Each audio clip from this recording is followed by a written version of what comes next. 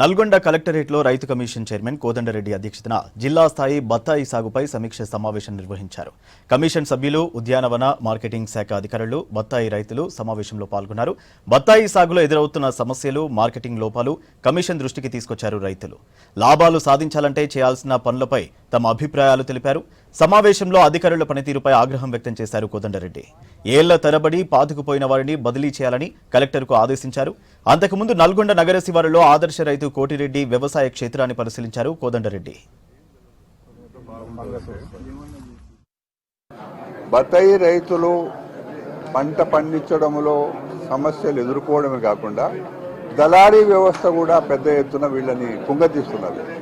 So అందుకే మా అభిప్రాయం ఏంటంటే, ఒక సూచన, రైతు ఒంటరిగా ఉంటే ఈ విధంగానే లూటీ జరుగుతుంది. రైతు సంఘటితంగా ఉండాలి. సంఘటితంగా ఉండాలి అనంటే ఇప్పటికే ఈ రైతుల సంఘాలు ఉన్నాయి. వాళ్ళు ఏర్పాటు చేసుకున్నారు, రిజిస్ట్రేషన్ చేసుకున్నారు. మేము మా కమిషన్ నుంచి రిక్వెస్ట్ ఏంటంటే, ఒక మంచి అవకాశం ఉంది. ఎఫ్పిఓలు ఏర్పాటు చేసుకుంటే అందులో ఎంతమంది అయినా ఉండనియండి. బత్తాయి రైతులందరూ కూడా కలిసి ఒక ఫార్మర్ ప్రొడ్యూస్ ఆర్గనైజేషన్ కనుక ఏర్పాటు చేసుకుంటే దానికి కేంద్ర ప్రభుత్వం నుంచి బాగా నిధులు వస్తాయి. ఎక్కడైనా ఏమైనా మార్కెట్లో కానీ బయట కానీ ఎక్కడైనా కానీ ఈ ఎఫ్పిఓ పోతే బలంగా ఉంటుంది. రైతు ఆ విధమైన ప్రయత్నం చేయాలి అనే మాట ఇక్కడ మరీ ప్రత్యేకంగా బత్తాయి పండించే రైతులకు ఎఫ్పిఓ ఏర్పాటు చేసుకోవడం అనివార్యం. అందుకే మేము అప్పీల్ చేసినాం.